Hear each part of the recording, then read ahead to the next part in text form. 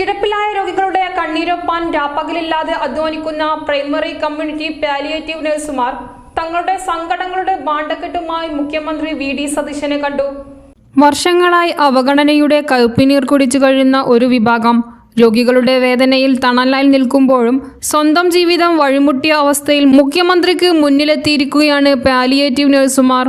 തിരൂരങ്ങാടിയിലെ palliative നഴ്സുമാരാണ് തങ്ങളുടെ സങ്കടങ്ങളുടെ ഭാണ്ഡക്കെട്ടഴിച്ച് സർക്കാരിന് മുന്നിൽ നിവേദനം നൽകിയത്. തദ്ദേശ സ്ഥാപനങ്ങളുടെ കീഴിൽ കരാറടിസ്ഥാനത്തിൽ നിയമിക്കപ്പെട്ട ഇവർ സേവനം ചെയ്യുന്നത് ആരോഗ്യവകുപ്പിന്റെ കീഴിലുള്ള ആശുപത്രികളിലാണ്. 20,000 പേർക്ക് ഒരു നഴ്സ് എന്ന സർക്കാർ ഉത്തരവ് പോലും പലയിടത്തും പാലിക്കപ്പെടുന്നില്ല.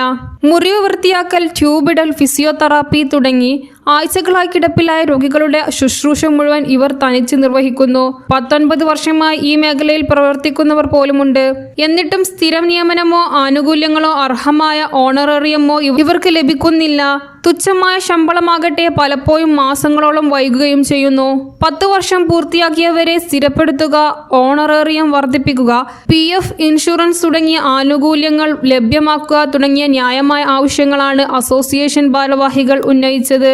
അസോസിയേഷൻ സംസ്ഥാന president Ashraf Kalathingalpara, general secretary PT Sunitha എന്നിവരുടെ നേതൃത്വത്തിലുള്ള സംഘം മുഖ്യമന്ത്രിയെയും മറ്റു മന്ത്രിമാരെയും സന്ദർശിച്ചു. പ്രശ്നങ്ങൾ ഗൗരവമായി പരിഗണിക്കുമെന്ന് മുഖ്യമന്ത്രി ഉൾപ്പെടെയുള്ളവർ ഉറപ്പു നൽകിയിട്ടുണ്ട്. News desk, news 99. 35 വർഷത്തെ വിശ്വസ്ത പാരമ്പര്യവുമായി എന്നും എപ്പോഴും കൂടെയുണ്ടെന്ന വിശ്വാസം. Basith wedding mall, Basith arcade, Poonkottukulam, Tirur.